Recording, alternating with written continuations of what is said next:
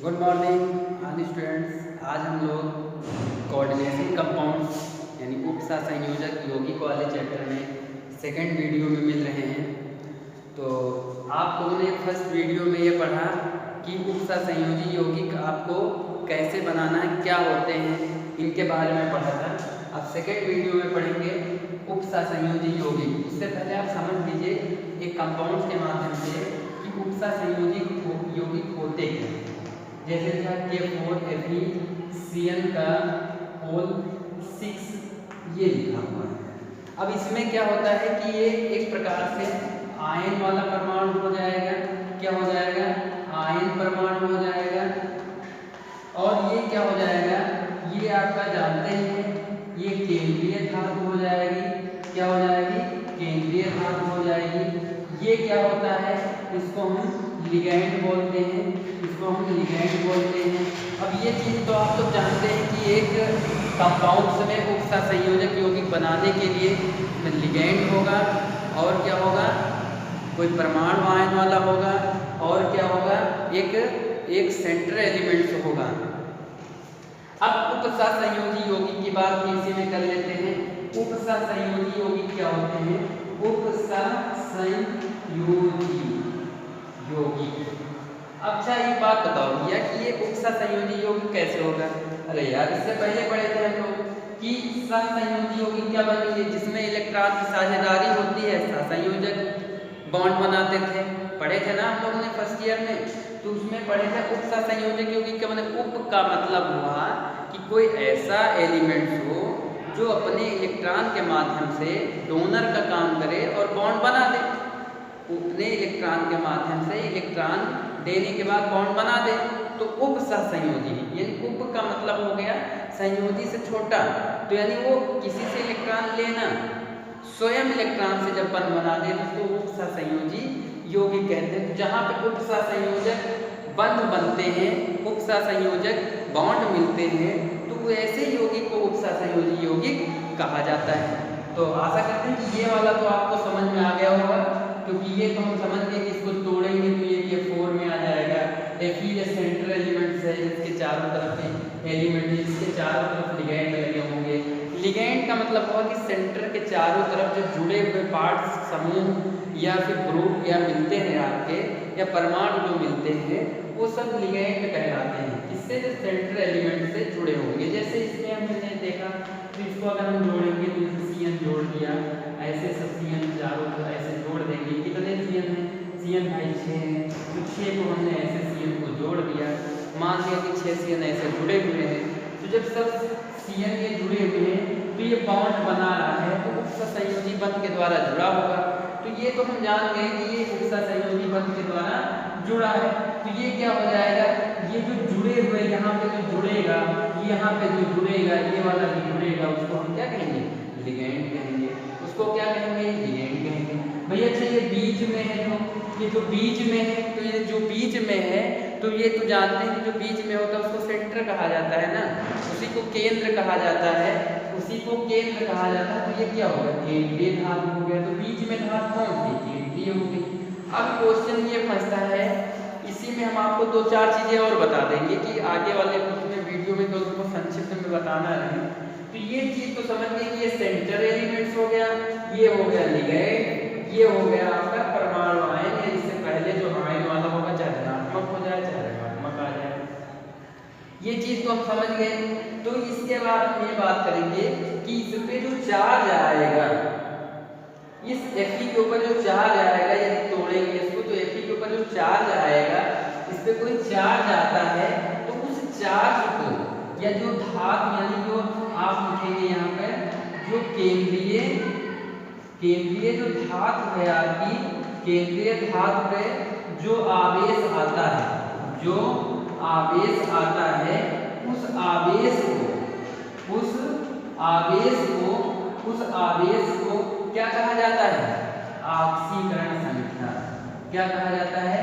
ऑक्सीकरण संख्या कहा जाता है। ये बात तो हम लोग समझ गए कि भाई इसके ऊपर जो आवेश आएगा उसी को ऑक्सीडेशन नंबर कहेंगे। उसी को क्या कहेंगे?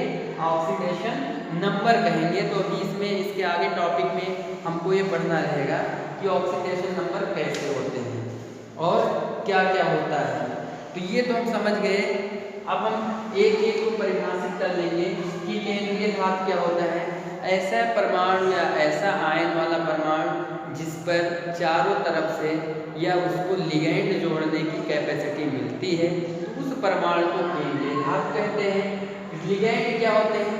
ऐसे समूह या आयन वाले समूह जो किसी भी केंद्रीय धातु से जुड़े होते हैं, उनको लिगैंड कहा जाता है।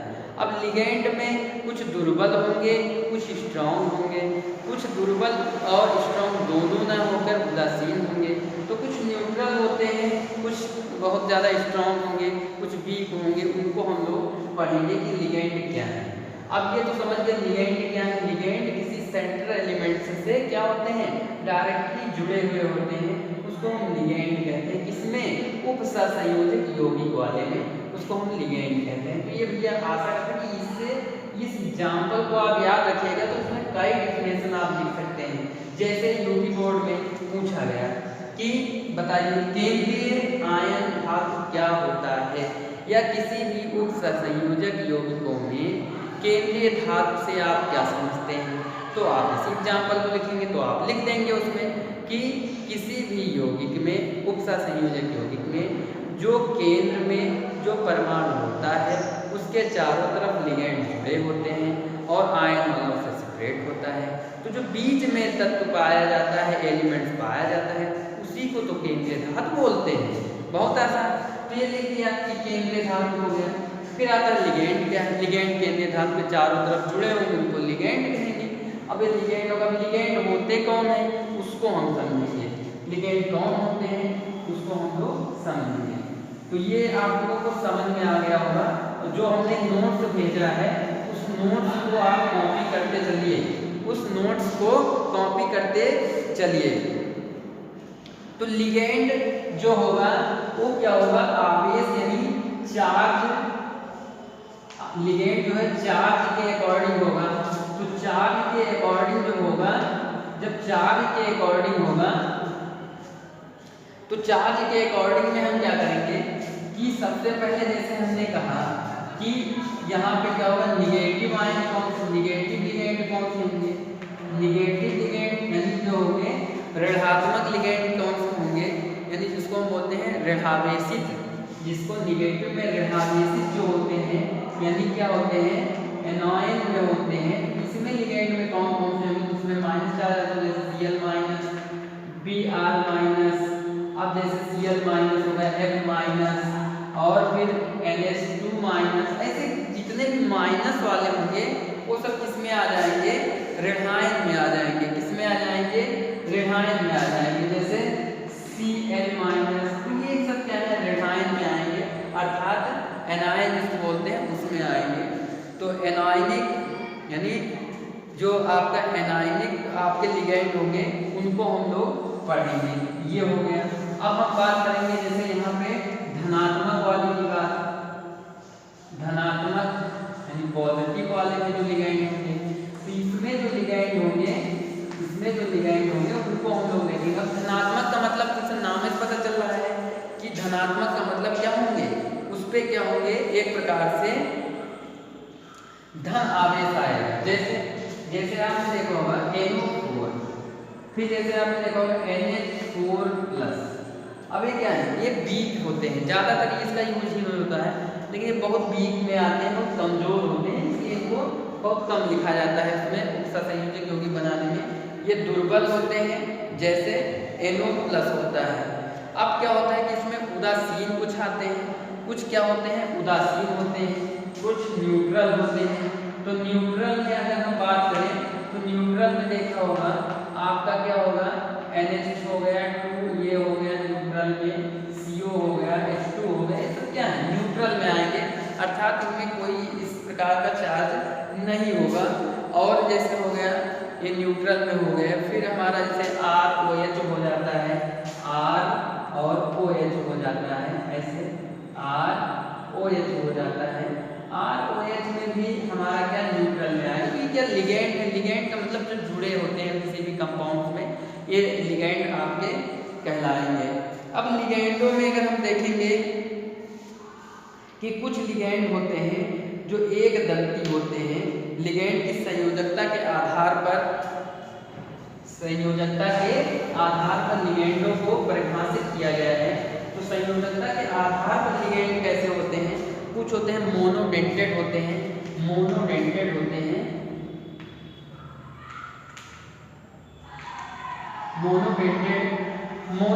का मतलब एक दंती। मोनोडेंटेड का मतलब क्या होता है? मोनोडेंटेड का मतलब होता है एक दंती, यानी क्या होता है? एक दंती। एक दंती का मतलब क्या होता है? जहाँ पे एक ऐसे दंती मोनोडेंट, ये जो हमारे जो यहाँ पे क्या होता है कि जो बॉन्ड बनेंगे, तो इसमें आपने देखा होगा कि इसको आपने लिगैंड को, जो लिगैंड शब्द है लैटिन भाषा से बना है। लिगैंड शब्द जो है लैटिन भाषा से बना है, जिसको क्या बोलते हैं? ये डेंसिटी से बना है। डेंसिटी यानी डेंटिसिटी से, किससे बना है? डेंटिसिटी से बना है। डेंटिसिटी से बना है क्योंकि ये डेंटी जो है इसका मतलब होता है डेंटल से। डेंटल का मतलब हो जाता है टूथ से, यानी दांत से। तो ये दांतों की तरह होते हैं। तो जैसे एक दंती का मतलब एक दांत से, तो इसका मतलब क्या है? एक दांत से मतलब है, तो एक दांत वाला इसमें कोई कंपाउंड हम लिखेंगे। अर्थात ये क्या होंगे? एक लिगैंड होंगे, और ये लिगैंड जैसे F- में आ जाएगा, Cl- में आ जाएगा, Br- में आ जाएगा, H2 में आ जाएगा। तो इस प्रकार से क्या होंगे? ये एक दंती हो जाएंगे। इसमें हो जाएंगे एक दंती हो जाएंगे, यानी इसमें रेफाइन वाले ज़्यादा, जैसे Cn आ गया। तो इस तरह से ये एक दंत में आ जाएंगे। फिर इसमें क्या होता है कि कुछ के नाम क्या लिखे जाते हैं? लिगैंड के नाम क्या लिखे जाते हैं उसको हम लोग देखेंगे। लिगैंड के नाम जैसे कैसे लिखेंगे हम? जैसे आपने देखा होगा कुछ लिगैंड होंगे उसका नाम भी कुछ होता है। अब जैसे उसका नाम हमको लिखना होगा तो क्या करेंगे? जैसे आपने लिखा H2O, अब ये क्या है? H2O ये सूत्र हो गया। H2O सूत्र हो गया। इसके लिगैंड में अगर हम बात करें इसका नाम क्या होगा? नाम भी आगे कैसे लिखेंगे? तो इसको एक्वा बोलते हैं, या फिर क्या बोलते हैं? एक्वो, ये लिखते हैं। अब ये लिखते हैं इसको, तो ये इसको लिखने के बाद जैसे हमने लिखा अमोनिया वाला, तो अमोनिया को क्या लिखते हैं? जैसे ये लिखा है NH3, इसके लिए क्या लिखते हैं? एमीन लिखते हैं। क्या लिखते हैं? एमीन लिखते हैं। तो इसके लिए एमीन लिख दिए। तो ऐसे ही कई होंगे। जैसे OH के लिए क्या लिखते हैं? हाइड्रोक्सो लिखते हैं। जैसे OH के लिए क्या लिखते हैं? हाइड्रोक्सो लिखते हैं, हाइड्रोक्सो। अब ऐसे कई नाम होंगे, हाइड्रोक्सो लिखते हैं। अब जिसपे इसका कुछ ना कुछ चार्ज आएगा, जैसे यहाँ पे COO माइनस लिखा है, तो इसके लिए क्या लिखेंगे? ये H लिखा है, अगर इस पर माइनस लगा है तो ये, जैसे हमने उसमें पढ़ा था ऑर्गेनिक वाले में कि इसके लिए क्या लिखेंगे? हम एसिड लिखते थे, यानी कार्बोक्सिलिक लिखते थे। वैसे ही यहाँ पे हम इसके लिए जैसे दूसरा कोई इस्तेमाल करेंगे, तो इसके लिए जैसे नाम हम कार्बोक्सिलिक लिख देते हैं, जैसे कार्बोक्सिलिक। दूसरा जैसे हमने यहाँ पे लिख दिया, और दूसरा जैसे Cl लिख दिया। अब Cl के लिए क्या लिखेंगे? हम क्लोरो लिखेंगे। अगर यहाँ पे क्लोरो लिखेंगे या फिर क्लोरिडो लिख देंगे, ये लिख सकते हैं। फिर अगला जैसे Br है, तो उसके लिए क्या लिखेंगे? ब्रोमो लिखेंगे, या ब्रोमो लिख देंगे इसमें। तो इस तरह से इसके नाम होते हैं, उसको हमको लोगों को याद रखना होगा। फिर जैसे लिखा है SO4 के लिए सल्फेटो लिखते हैं। जैसे लिख दिया हमने SO4 माइनस, इसके लिए लिखेंगे सल्फेटो। क्या लिखेंगे? सल्फेटो। तो इस तरह से इसके नाम हैं, उनके नाम को हमको याद रखना है। फिर Cn के लिए जैसे साइनो लिखते हैं, Cn के लिए हम क्या लिखते हैं? साइनो लिखते हैं। तो Cn के लिए साइनो, ये नाम है। अभी इसको मतलब इसका उपयोग भी आएगा, उसको लिखना होगा। NO3 के लिए क्या लिखते हैं? नाइट्रो लिखते हैं। NO3 के लिए क्या लिखेंगे? हम नाइट्रो लिखेंगे, नाइट्रो। इस तरह से इसके नाम को हम लोग लिखेंगे कि इसके बाद इसका नाम कैसे आएगा। उस चीज़ को आपको नोट करना है। और भी इसके कुछ और भी एग्जाम्पल बहुत से हैं, तो उसको आप एक एक करके लिखेंगे, उसको हम नोट्स के माध्यम से आपको भेज देंगे, फिर इसका हम यौगिक भी कराते रहेंगे। फिर अगर हम ये बात करने के बाद अगर कहें कि समन्वय संख्या क्या होती है, अर्थात कोऑर्डिनेशन नंबर क्या होता है, तो भाई कोऑर्डिनेशन नंबर जैसे आप लिखा K4, फिर लिखा यहाँ पे Fe, फिर लिखा यहाँ पे Cn का होल 6, तो ये जो Fe है हमारा यानी समन्वय संख्या है। कोऑर्डिनेशन नंबर क्या होता है, कोऑर्डिनेशन नंबर क्या होता है, इसको हम लोग कैसे लिखेंगे, कोऑर्डिनेशन नंबर में जो यहाँ पे कोऑर्डिनेशन नंबर लिखना होता है, तो जो ये हमारा सेंट्रल एलिमेंट से वो जितने लिगेंड से जुड़ता है, ये जो सेंट्रल एलिमेंट से जितने भी लिगेंड से जुड़ता है, जुड़ने के लिए जितने यानी उपसहसंयोजी बंध बनाता है, उपसहसंयोजी बंध जितने बनाता है उतनी ही उसकी कोऑर्डिनेशन नंबर या समन्वय संख्या होगी। अर्थात किसी भी यौगिक की समन्वय संख्या या कोऑर्डिनेशन नंबर वो उसकी वो संख्या होती है जिसके कारण से कोई सेंट्रल एलिमेंट्स जो होता है जितने भी लिगेंड को जोड़कर उपसहसंयोजी बंध बनाता है, अर्थात उपसहसंयोजक बंध की संख्या को ही हम क्या बोलते हैं, कोऑर्डिनेशन नंबर बोलते हैं, यानी क्या बोलते हैं, समन्वय संख्या बोलते हैं। तो आज इतना ही, कल हम लोग इस कंपाउंड्स को बनाना सीखेंगे, कैसे यौगिक होता है, उसका रासायनिक नाम कैसे होगा, उसको हम लोग लिखना सीखेंगे अगले वीडियो में। तो आशा करते हैं कि आपको समझ में आया होगा, और इससे पहले वाला वीडियो भी आप देख लें ताकि इससे ये हो सके कि आपको ये वाला वीडियो भी अच्छी तरह से समझ में आ सके। बस धन्यवाद।